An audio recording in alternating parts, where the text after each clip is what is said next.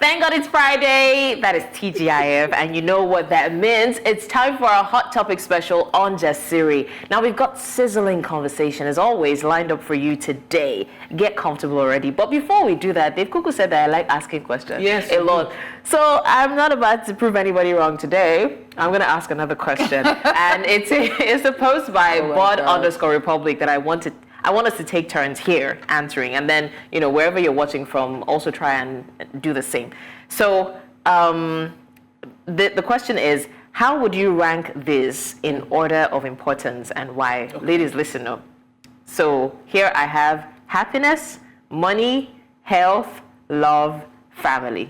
Again. How would you rate that? Bod_Republic, I don't know what triggered you. Happiness, money, health, love, and family. This is Doesn't English. money make you happy? So I want to knock two into one. No. Doesn't money make you happy? What? Money does not make you happy. Not necessarily. No. Ask someone who has money and is suffering cancer. Before you buy it, It's all these accidentals and No, it's sideways. true now, because happiness cannot buy good health. I don't even know why good health Happiness is can help you pay. Okay, health is there. You see? Happiness can help you, and money can help you pay. There's some incurable diseases that you but the ones that are curable, even if they're incurable, they can help you to live longer and they Okay, can what's your answer? Money is number one. As in Money. Okay, so rank them. Let's see. So I'm going right now with money because it can help me with happiness. There's nothing like shopping, paying for it, and you feel the guilt. Then when it arrives, you're like, money. It will deal with happiness. I'm not ranking happiness. Then family. My family will enjoy my money. The money cannot be from me alone. We'll be having the experiences of a lifetime. So money, family, because you need money to help you keep your Why family. are you? Exactly. She's justifying everything. She's convincing us. I'm convincing myself. Okay, let me say this. Money, family. I have family, so I already have love. I don't need that on the beginning. Health and happiness. That's something. Happiness goes with the money anyway. Guys, I'm sorted. All right. How about you? She's sorted. And let me You shock guys all tell her of you. nothing. Now we shock all of you. Health first. For me, like health would be first, and then happiness for me.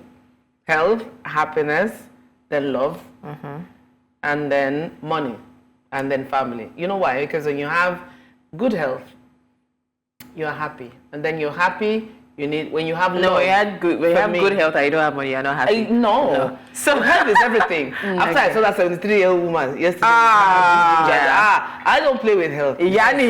Doctor will kill me. So after that, I believe that with love comes money. When you're in sync with somebody, money will come. That's what I believe. And then when money comes, family. Yeah. So I think that I will toe the same line, because honestly, health can be very underrated, right? I wake up. So I've had a kind of illness before in the past where I woke up and I couldn't stand up. And then since then, it was like every new day, I wake up and I look at everything is complete. I'm okay. It's just, there's this kind of joy that it brings. Like, okay, fine, we're going to drink Gary, but first of all, I can't stand up, How we know there's some kind of illnesses that come when you don't have money? There's some kind of sicknesses that you're more predisposed to when you're at certain socioeconomic levels. Okay. So and that's not actually me just talking. Yeah. The predisposed part is actually it's understandable. But then again, I know a lot of people that have money, they don't have good health. Yes. They can't buy longevity. There are people that have money that are emotionally down, like committing suicide and all. Like they're not spending their money well. So no, it's okay. You cannot even win. Honestly, so for me, health is obviously number one. But say you see that happiness is inside of money after health. At least. So it's going to be health. It's going to be money. Which brings happiness. So money and happiness is not separated for me. So health, money / happiness, and then of course the same thing: family, love. Right? So I have family, I have love. Any other love that is coming is Jara, because I love myself more than I'm going to love any other person. Now I'm saying, you'll be thanking God for the family that you have. When I was thing that you said, when you wake up in the morning and just being able to get up. My grandmother then, God rest her soul, any sickness, no matter how small it is, she said, she's ready to go. Somebody is chasing you from somewhere. Listen, you could not, we knew. Somebody is chasing you. This cannot be normal. There must be Come somebody. and tell us, what did you do? There's somebody. So she was always suspecting everybody in the family, because she said in every family there's a Judas. There's somebody who said it's not correct. I remember. So we put it as happiness versus love versus money versus health versus family. And I think what we need to also do is give ourselves a break, because these priorities will change in the phases of your life. Yeah. When you're single and you're building your career, you're probably going to be chasing money and health, and family and love will be down the line. When you've established yourself a little bit more, the top 3 priorities typically will change. You're now looking for family and stability, making sure your health is good. And as you get into your old age, hopefully you've planned for your retirement, your kids are settled and they're doing well. It's about health and just happiness and your family. So your priorities will rearrange themselves. I think too many times people want to get locked into priorities for the same priorities for 50 years. I don't think that's even it can't no, work. it's not even, It can't work. It's just the same way your hobbies can change, right? Absolutely. You were reading something about a woman who is announcing that she has money, and then she's ready to marry anybody. Just come, she's tired. So that kind of person, she would literally trade love. She would trade money for love. Of course. Like, I don't want the money anymore. I've had the money. I've been there, done that. So if you've not been there, you can't say. There's some people that don't have money that feel like they don't want money, but just touch it first. Just touch it. And the thing is, see, that money thing, the Bible itself says money answered all things. It did not say that money was the root of all evil. He said the love of money. No, I want us to get it straight this morning. Am I preaching to somebody? The Bible said it is the love of money that is the root of all evil. And money answereth all things. So let's not deviate, let's not circumvent, let's hear what the word of the Lord is telling us on this Friday. This Holy Friday. Our viewers would go on our YouTube page and quote more and bring out more quotes in the Bible that had to do with I money. feel like, Jesse, we should do like a collage of every time Tolu mentioned money. Money for money. We need to do that, because we hear money 100 times. Money. It's money for me. It's the same way Lola was all of a sudden Ijebu girl. The day Zadiruki came. Oh my God. I never quite heard that way. I mean, I knew Ijebu, but to actually now embellish everything was yourself. Ijebu. You know I'm Ijebu. Yeah, You know what I was You Ijebu. know her as an Ijebu. I never really. And even talking about Zadiruki, I saw him yesterday. First of all, congratulations. He's been given ambassadorship, I think, for the Council of Arts and Tourism. Yes. But he was also here yesterday because he's going to be on A Place at the Table. For us to pull him in again, Farouk Oregba, who is, of course, Mr. C's himself, you need to tune in to A Place at the Table on Sunday evening at 8. He's joined by a fantastic table of people. Funke Treasure is there. Kate Henshaw is there. Emeka Mba was also part of this recording for A Place at the Table. So you guys, you don't want to miss it. 8 o'clock on Sunday. The producer is going to pay me for that shout out. Tulu said something interesting before we changed course. She said, when you grow older, your priorities change. Absolutely. Yeah. And it makes me wonder, retired parents and retired friends, people who, have decided to leave work, and then as you grow older,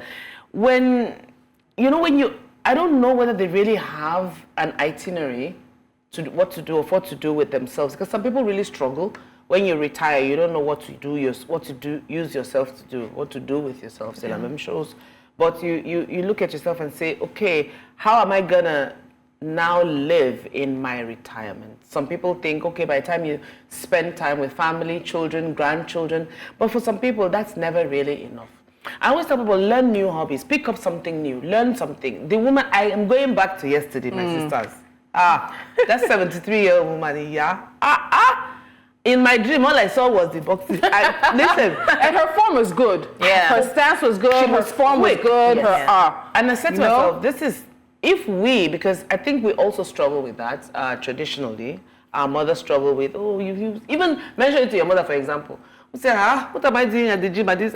Whoa. I think we all get into that comfort of, this, I beg, not everybody. So pass over sometime last year we did a feature. I was scrolling social media, which is one of my hobbies, and I saw a group that is for older people, like 60s and above, retirees here in Lagos. So we actually did a feature on them. They go to the beach. They do dance competitions. Together, I'm telling you, they go to the movies and you see widows and widowers and everything. And these people were talking about the fact that, especially if you're here, your children are far away, whether they're abroad or they're working. Because let's be honest, when you have kids at our age, around this age, we're working a lot. We want to try and establish for our own retirement. So it's, Mama, how are you doing? Okay, Marie, you may not see them. I'm guilty right now. I'm so sorry. Reverend Doctor and Mrs. Adelaire, I'm coming to see you soon. You may not see them, but your mind is there. You're sending the money, you're calling, but they want your physical presence. And they may not be always able to come to you. So this group, they meet once a month, they hang out, they go to the movies, they go to the beach, they do dance competitions. I saw them doing limbo competition.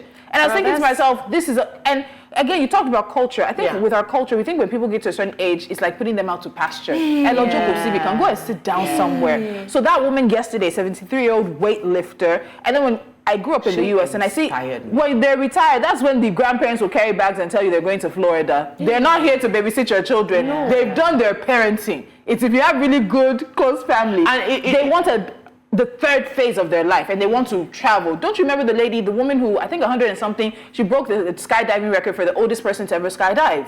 Can you imagine? She's not ready to stop. If you pick up and then a lot of them will see it as, I'm already closer to the grave, so let me just do anything and take me out at any time. And bro, that's actually a very brilliant idea, the group of old people, because I mean, now my perspective has changed because a lot of times you see when people are old, especially those that are widowed, right? They say, you hear things like, oh, is it that you remarry or you don't? But you don't, it's or live for your children. Draining. You still need to live for yourself. Yes, it's emotionally draining because all you're worrying about, and you know they say the idle mind, right? So all you're worried about every morning you wake up is your children. But your children can't call you, and then you're not in any emotional, there's no relationship anywhere, so you're just on your own. But imagine having a group of people like you that you're looking forward to a hangout. You're looking that boredom that used to make them want you to marry. I said to myself one day I should think of it seriously of doing a mixer of widows and widowers because I think they also are people that are easily a little bit sidelined. And you see that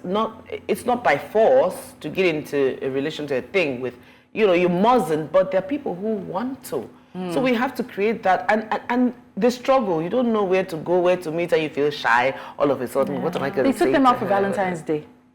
And one of the stories when we talked to them, Can we find them? I love that. One of the stories when we should actually bring them to talk about how to, keep people in their old age. One of the stories shared was that these two ladies reconnected. They were actually childhood friends and went to school together, but of course life and things had taken them. And then they reconnected. They are the cutest. When we played it, people were saying, I was like, I just want to come and cuddle them. And then another thing, and I think we need to start thinking about old age differently. So some countries in the EU, they do this thing where like old age homes for old people. They take kindergartners and toddlers, like primary 1 or 2, like once a week. They go and spend time with them, having children around. And the children and the noise of the children and the questions of the children. Some of these women and the men too are like, they always look forward to this visit from these primary school children, the questions they're asking. They just look forward to the joy and the energy they bring.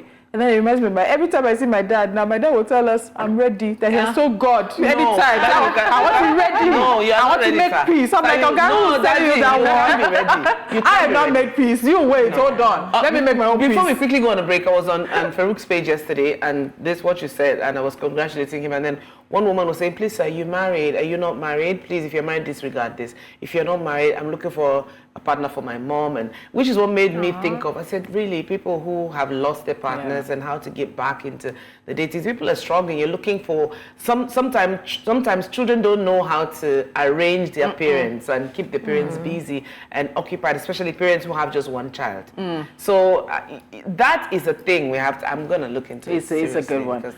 I'm a sucker for love. I was already tearing up, but now let's She was actually. Let's take us on a break. When we return, it's going to be hot in here. Hot Topic Special. We'll be right back after this break. Stay with Jasmine. You're watching Jassir, we're getting into hot topics, but before that, I need to blow Blessing's head a little bit. So I was at Unilag yesterday for an event I was speaking at with young students, and afterwards, some of the students came up to me, and one in particular, her name, it just went, Favor, her name is Favor. No, it's Grace, it's Grace. And she comes up to me and she says that she loves Blessing's Mosugu. She absolutely loves Blessing's Mosugu. That in fact, she had, let me finish now.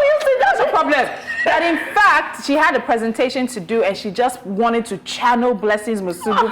On behalf of Blessing, I was like, oh my God. Now I know what this comes for, is to cry. So I wanted to say it before I forget, because I think we don't realize how much influence we're having, and some of the things we're talking about, challenging people's understandings and perceptions, and then just even presenting ourselves in our most authentic ways is doing something. So shout out to the Unilag students I met yesterday, Grace and Favor. My DMs are full right now. Thank you guys so much for turning out, and you'll see Sister. Ladies and gentlemen, blessings. Mosogo. All right, let's get into it. Oh, this is a lot. My God. This hot topic is just... It's plenty. It's plenty. Yeah. So for our very first hot topic, we delve into the stormy seas of social media drama and political allegiance with the story of popular Nollywood actress Toyin Abraham. Toyin has found herself in hot water due to her support for President Bola Tinubu during the 2023 general election. Her political stance and subsequent legal actions against online trolls have sparked intense debate, drawing both criticism and support from the public. As we do on Jasiri, we will break down the sequence of events and explore the broader implications of her actions and, of course, the public discourse around it. So, ladies, shall we? Okay. First, let's watch this clip. My Lord. Drama. I did not commit any crime. I only exercised my rights. I came out, begging you guys. I did not collect money. Me ogbowo lowo anybody. Me ogbowo. I voted for Jonathan that time. And you guys did what? You bullied me. I've had it up to here. You my child, you do everything to my child. I did not arrest anybody's mother. I wrote a petition. From there, they said I should go to the cybercrime. I got there. I wrote a petition. I gave them the handle. I gave them the screenshot.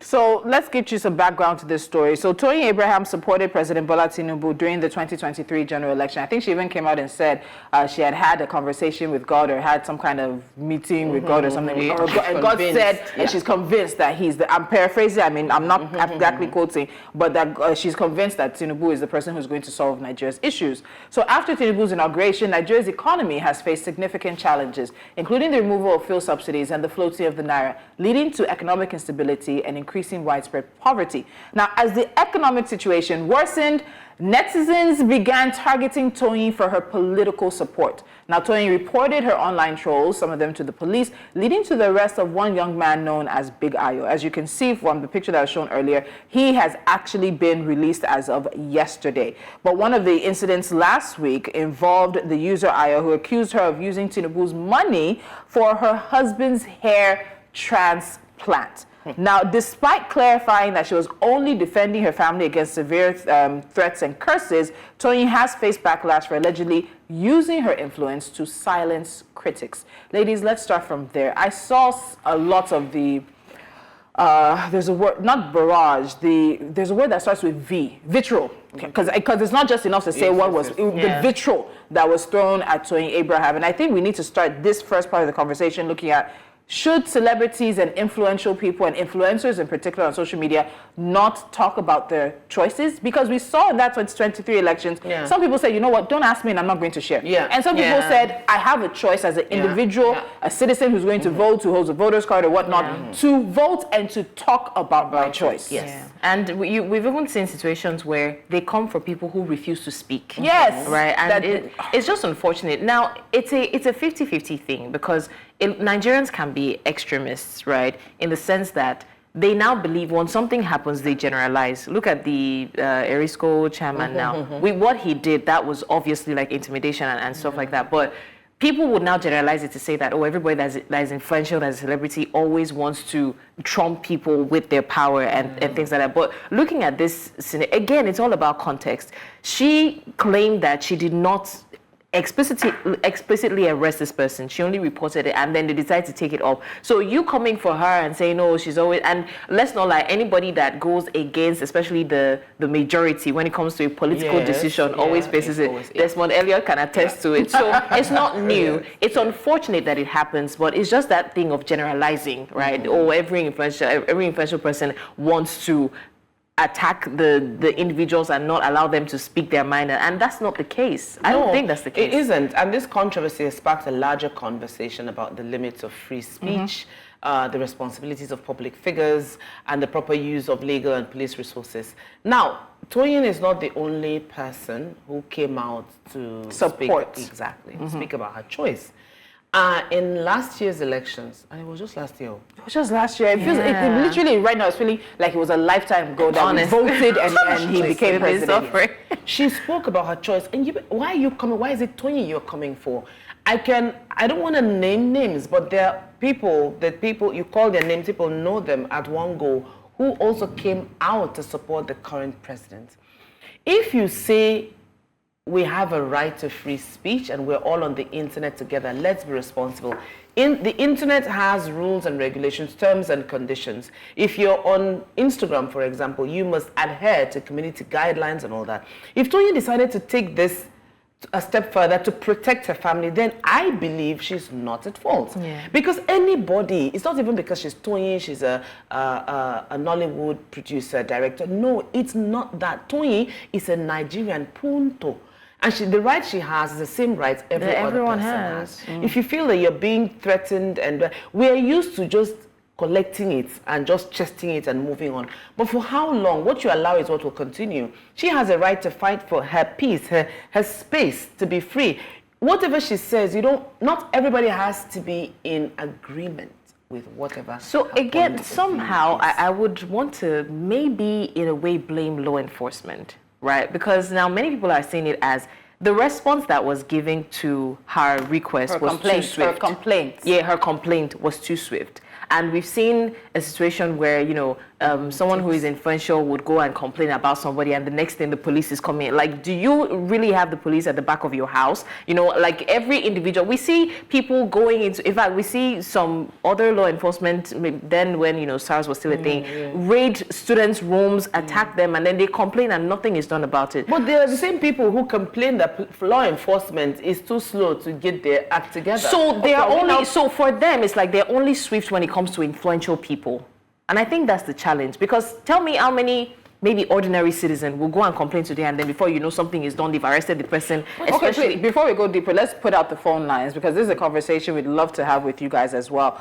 So you can call us with the number on the screen, be part of the conversation. It's 07055727272. And so Blessings is talking about how the police or the security agents have approached her complaint about cyberbullying. And she said she wants to simply go and report a cybercrime that she felt has been done to her. And I'm going to talk about the Cybercrimes Prevention Act. That act is something that many people on the on the civil society, not NGO, on the civil society side are very concerned about the gray areas. And that act has been used against journalists. We saw it recently. It's been used against journalists in what is a very cloudy, grayish way. And so it might be that I'm not saying she's taking advantage. Her report just allows them to act in the same manner they've been acting against journalists. And I do think there's a point to what Blessings is saying. Somebody will complain of something now. Did they tell her that maybe they need mobilization, they need money for paper, she needs to help them put fuel?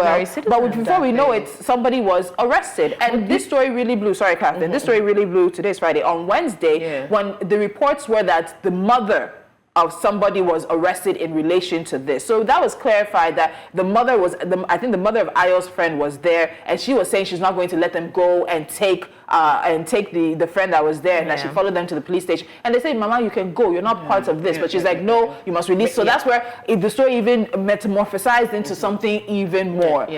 And we're very sentimental and very emotional with things like this. So that also clouds our judgment. Okay. A lot. So we have a phone call coming in. Please tell us your name and where you're calling. Okay, Ben calling from Lagos. Ben, talk to us. Yes, first of all, I would like to find out what is the meaning of Jasiri. Oh, okay. So Jasiri is actually a Swahili word that means bold and brave and courageous. There you go. Okay. My second request is, I watch your show all the time, all right? What I'm trying to say, there are so many issues you guys can actually discuss with us. Number one, we're having issues with corruption in Nigeria. How do we resolve corruption? embezzlement. To me, if the people, the young generation, the generation to continue with this country, come out and say, listen, we need laws to deter people from embezzling our funds. Death penalty for embezzlement. Death penalty. That is the only way that our democracy, we are copy and paste. Right? So I'm saying this. We need to run a democracy that suits Nigeria.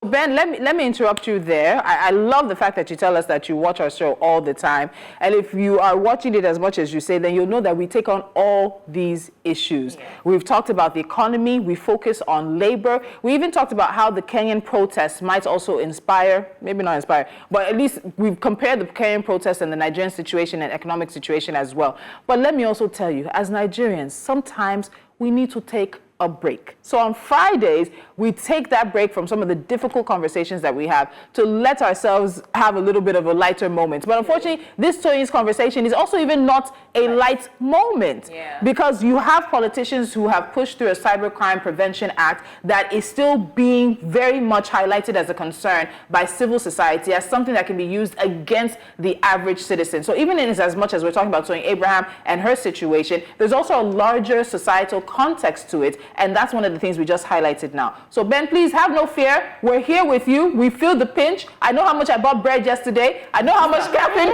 buys things in the market. But sometimes, every once in a while, on Fridays, we want to let our hair down and just take things easy, even though this is not easy. No, this conversation is not easy because even before the Cybercrime Prevention Act came into being, we've had politicians picking up students. I remember the student who spent time in jail because of something he posted on social media. So coming back to Toyin Abraham now, so we're talking about, is it the proper use of legal and police resources, the responsibilities of public figures. We want our celebrities and our influencers in particular to speak out. We want them to carry the placard with us. We want them to lead the protest. But when they lead the protest we don't agree with, we want to give them backlash. When they're saying when their placard does not read what we agree with, we want them to go and sit down. We can't have it both ways. No, we can't. We need to be able to accept them not necessarily being in line with us, to being able to accept them speaking out when they want to. So we also need to recognize that these people are humans, and the way you have your opinions is the way they have. They're not just there to wait for your own opinions and then carry second your opinions. Some people do not. The truth is, some influencers do not agree with the majority, and it's okay. It's okay. And then they choose silence. We're going to go on a quick break. There's more to this Toyin Abraham story because some have rallied around her and some others have not. And there's still a few more bits of context that we want to provide. But Jasiri will return after this, boldly, courageously, and bravely. You're watching Jasiri on a Hot Topic Special Friday. We are awaiting a live broadcast coming from Port Harcourt right now. We did earlier on Wednesday, of course, have a conversation where it was Niger Delta stakeholders, and that event is continuing today. So any moment it might break into Jasiri, we might not be able to finish the show. So do just bear with us. And of course, that's also an important conversation. But as I said earlier, there's support and not support. And Tacha of Big Brother Nigeria fame, or Big Brother Naija fame, had this to say. She shared a video, and let's take a look at it. Nobody should rope me into anything. I'm just thinking out loud. I'm not for or against anybody. Now, me personally, I don't understand the constant bullying on somebody picking their choice of candidate. The same way you have picked your choice of candidate is the same way everybody does have their right to pick their own choice of candidate. If you write the petition to the police, anybody, you yourself, you write the petition to the police, and that person you've written the petition against refuses to honor the police invitation, because after you write the petition, they're going to invite the person officially. So I also think that some celebrities are to blame, and I'll tell you why. Because sometimes when issues like this come up, especially political issues that are very dicey and very, very, on edge, when issues like this come up, they take that opportunity to backlash a celebrity that they have personal issues with, right? So you may necessarily not agree that they should go for that person, attack the person based on their choice of candidate. But because you have a personal issue with this person, you just say something. Sometimes you're not outrightly saying it, but you're teasing into, it's not like some other people that chose this. And then because of that, is igniting more. Like if you have personal issues, settle it off. And we've always done this. It started off as, normal personal stories, as bands. But now is even during NSAS, like you see some celebrities coming for the ones that are not not coming out to, like they would even say that you traveled, you ignited the other thing and then you traveled. Like Come on, you don't have to do that. So it's a quasi, an indirect way of bullying that forces them onto a corner. Remember, in this video, Tasha starts by saying, I'm not for or against anybody. My sister, you can be for or against. It's your point of view. No, but you won't blame them because people are and it's not even it's not an issue. It's not the normal citizens that have pushed them to this ideology. It's the celebrities, because trust me, one celebrity that has issues with Tasha will come out and say, why are you saying this? Remember when we talked about Funke Akindele's issue at the time, she was trending, and I think in this that thing just falls on each celebrity just randomly. So this is Toyin's time now that it's just landed on her. It will look on.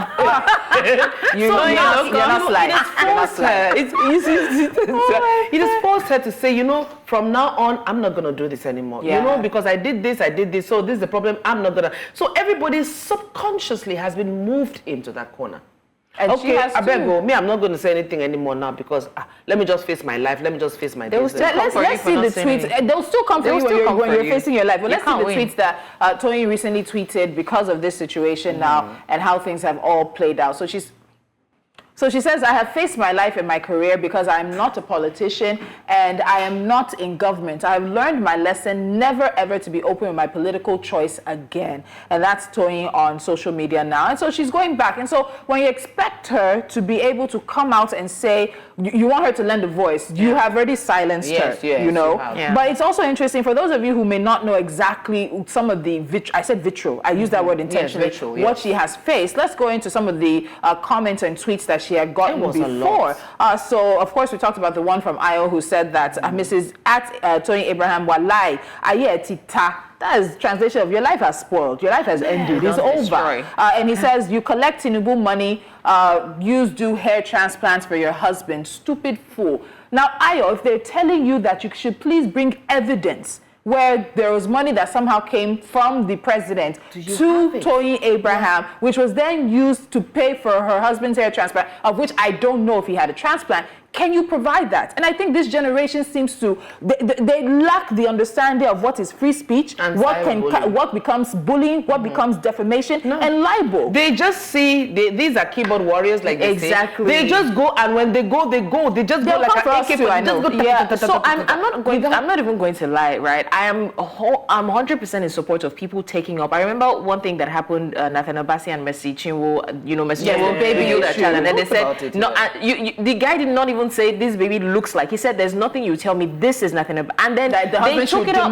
Yes, DNA I don't know what they eventually did, but I like that they did not just allow that slide. So I'm not saying arrest anybody or don't arrest, but I like that people are now taking up every tweet. Like, this is not you being petty or anything, but you're making them, because Eniola Badmo said something that did that. If you know that you can say this thing in front of me, then I'll let it slide. Yeah. But a lot of times, like you said, we're all Twitter warriors. I can sit down, especially people using pseudo accounts, you know that you can't find them. They just say, open their mouth and speak trash. It has to stop because these people are humans. And I respect Toyin for getting in front of it, whether we like it or not. Nobody said everything will be smooth sailing and everything is.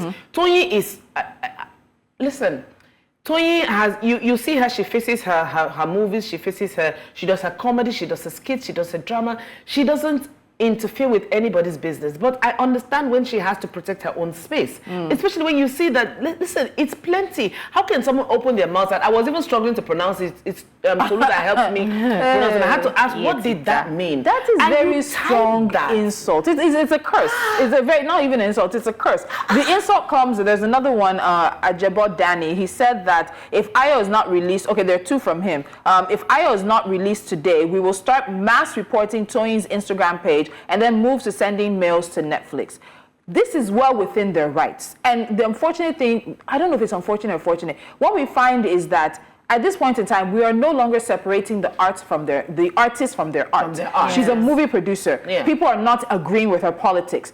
Therefore, so they want to hit her where it hurts, and it hurts in the money. If you go and you go on Netflix and you downvote her content, it's an issue. If you mass report her page and the page gets locked out until whatever they do, it's an issue. Just because at that point in time you were just sentimental, and the thing is, emotional. When the majority doesn't like somebody and we do it for that and we do that to that person, it's fine. When you start getting these gray areas of where her saying that I've been insulted, my family has been threatened, my child has been threatened, and I want to do this, and you still want to apply that same solution to it. So the gray areas, and I think we need to have a societal conversation. Yes. especially with social media. Social media can do so much good, but there's a lot happening on social media. And I'll tell you guys, all of you that are tweeting, you're absolutely free. I'm not your mother. I'm not the one who's going to employ you. But employers are watching. And I'm not saying that to say curtail what you say, but how you say it should be a consideration. To think that we even had this discussion just yesterday. Frankly, how you put yourself online. Tolu even mentioned that there's some people, because of how they so crassly interfere, or I don't know, man, it's just this parlor just anyhow. I don't know when she switches to French, it's one thing not to agree with my decisions, especially my political whatever it is, but it's another thing to now go and attack my business, because even Instagram but we're not separating the artist from the art any longer. And you and your politics become one and the same. Which is why many people decide they're not going to talk, so that you have nothing to hold them on when it comes to political conversations and social conversations. If they don't come for you, if you don't talk, it's not a problem. But now you don't talk is an issue. Of course it's you travel to avoid issue, they come and meet you there. It's a problem. They're waiting for you in front. Yes. I want us to take Mr. Macaroni's tweet because we need to wrap this up. I said there's a lot of contextual issues to this.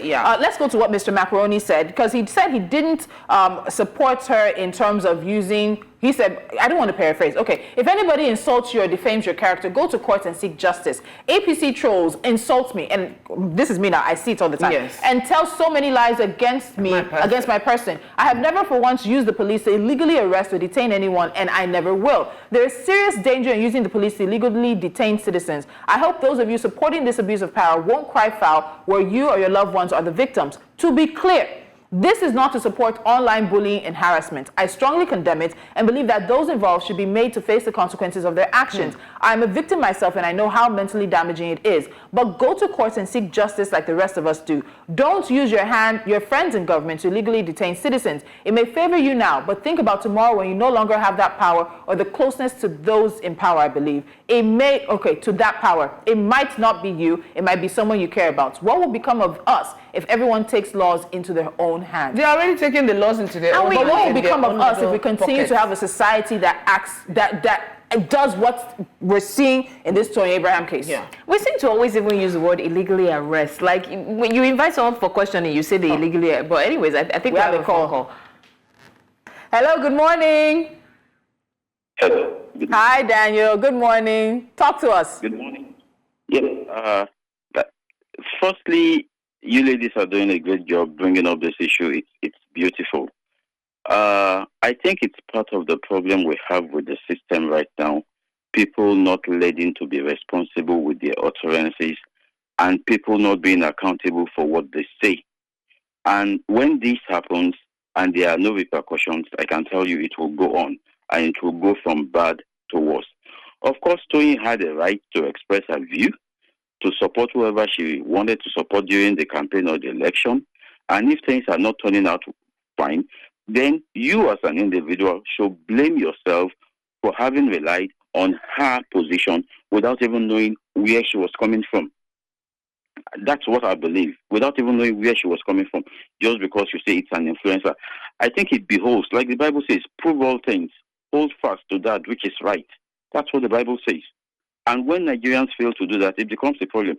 Tolu, I've known you for quite a while, you and Catherine, very well. You probably remember somebody who sang a birthday song to you with his family a long while ago on radio. I was the one. You might not remember.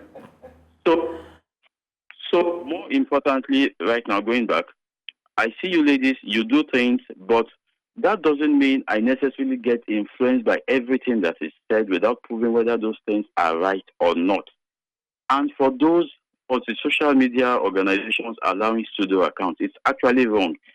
People should have a face. They should be identified easily, and they should know that they have no cover to hide when they do things that are wrong, that they can be traced, especially if it goes way beyond what the law recommends. And this, let me quickly add, though not too related, but somehow related. In the banking sector, this is happening right now. I was recently duped. Yeah, you might say it was small, 30,000 naira.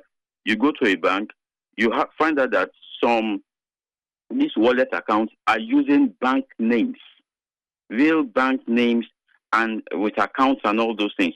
And when you are duped, like it happened in my case, I don't know if I'm allowed to call a name, the name of the bank, Sterling Bank to be precise. They refuse to take responsibility. If you have this person's detail, let us trace him out. Let them know that this is wrong. They refuse to take up that responsibility. That's why the fact that I was able to prove beyond measure that somebody hacked into a friend's account, demanded for money. It wasn't just because of the money. I wanted that rubbish to stop. And they denied it. GTB denied it also, saying that, well, if you had withdrawn directly from your account, you use the POS before now transferring. So what I'm trying to say is that if we continue to cover up when offenses or crimes are committed, then the situation will go from bad to worse because the offender knows he has a cover. So the earlier we make this NIM thing really, really work for us and use it when it is necessary, the better.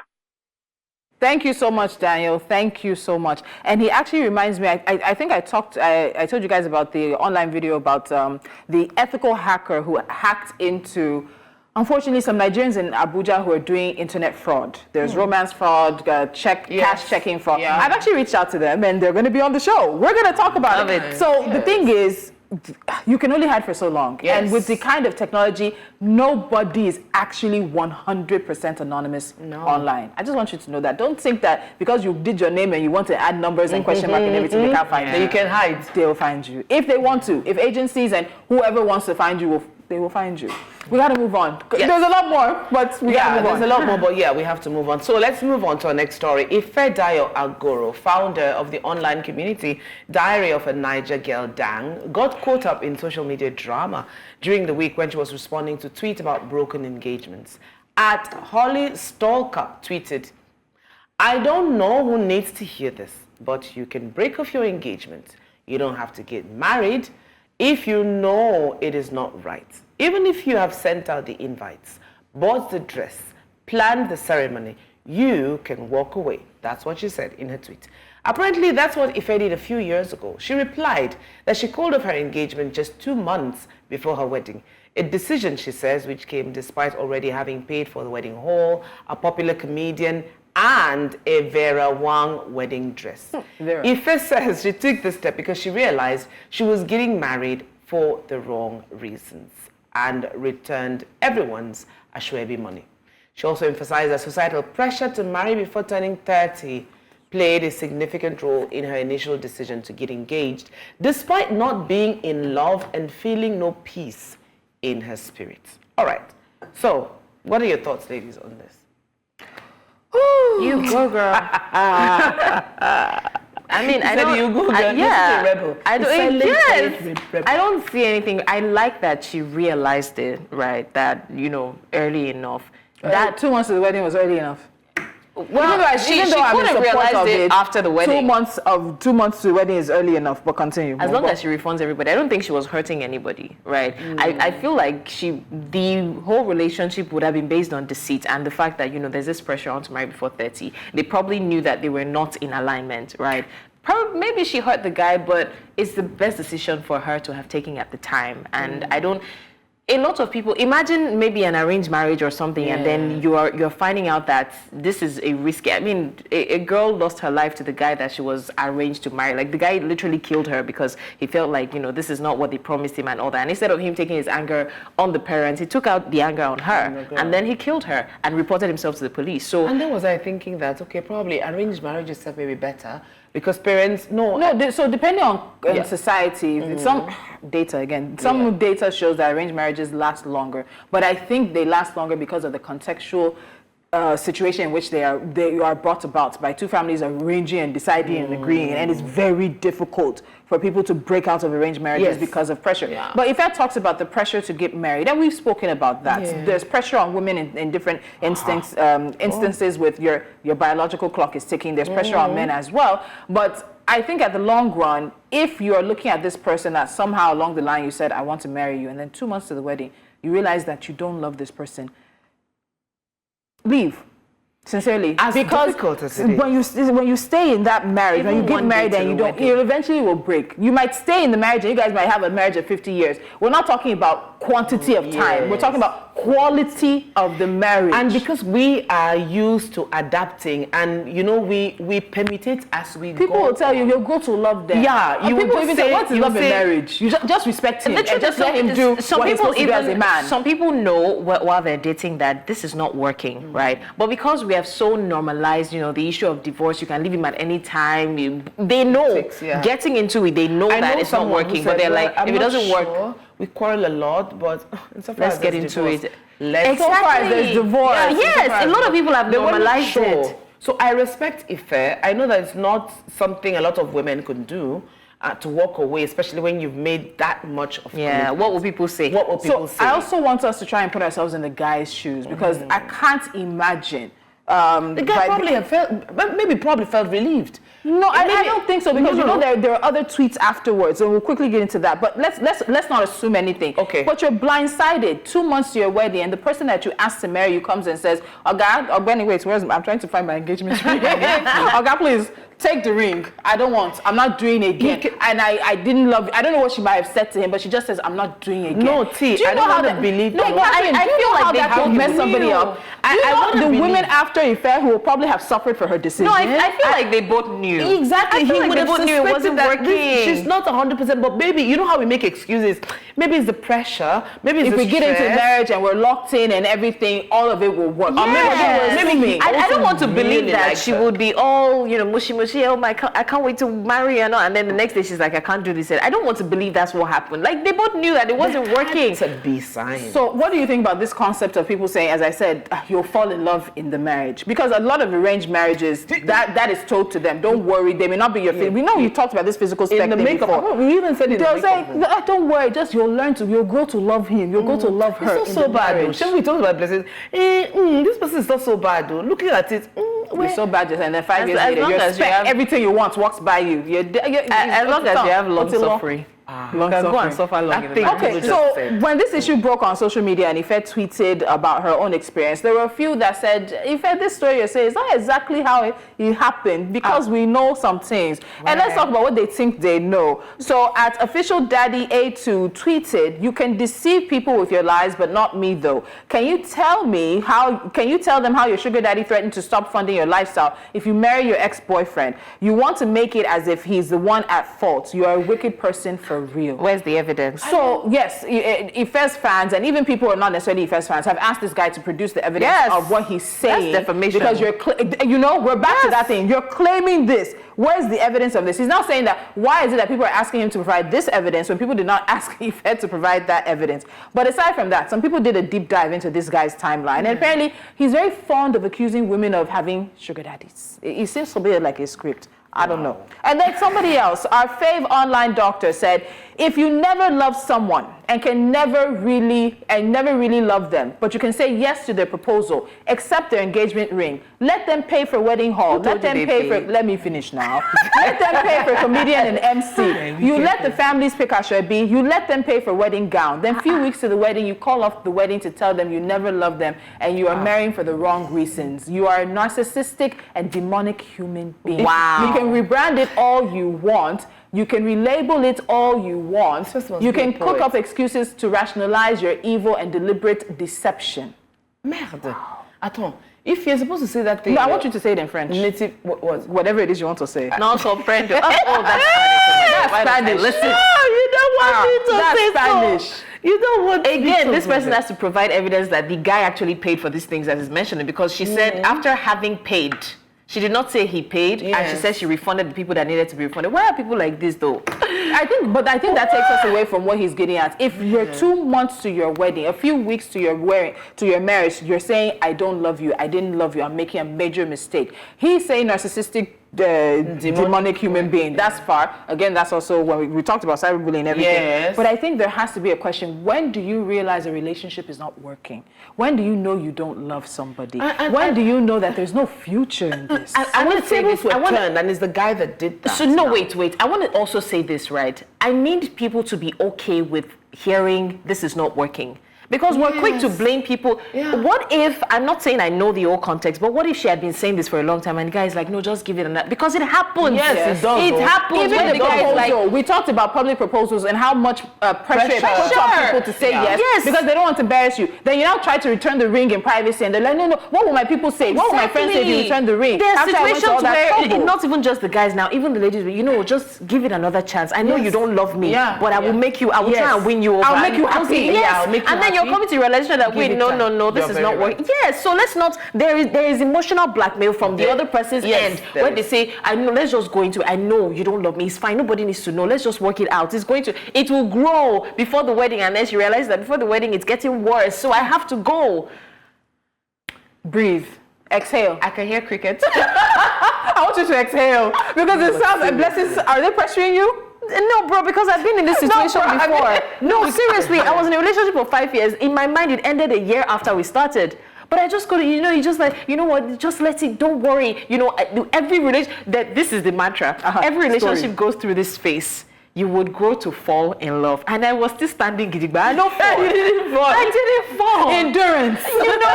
So when I realized that this is not working, I had to, and then of course people came for me. Oh, after I heard the whole story, because I broke up immediately. I was leaving university, so it was like you were using him. Yes, and then the guy was even selling the narrative that he paid my school fee. I'm like, no problem. Even though I know I was feeding you, no problem. Tell them what you want to tell them. So there's also that part. People would not hear that. It was always saying it will work. It will work. You have 30 seconds. 30 seconds. No, serious. Goodbye. We'll take it at that, because if she starts, we enter French, we'll enter everything, we might enter What she said, I'd already been going, and I was looking at her, my mind was, and I'm saying, what she's saying. I said 30 seconds. Sense, just say sense. Okay, bye. All right, guys, we are so sorry we have to go. Thank you so much for joining us throughout the week. As I told you, next week is going to be hot. We have Catch Up Monday. Yes. We're speaking to global hackers who hacked into Nigerians who are doing internet fraud abroad. That's a conversation you don't want to miss. We'll also be talking about women in politics and this move by the National Assembly to set aside specific seats for women. Those are some of the conversations we'll be having from next week. Have a great weekend. Don't do anything we wouldn't do, and we might jam on the streets of Lagos. Mwah, mwah, mwah.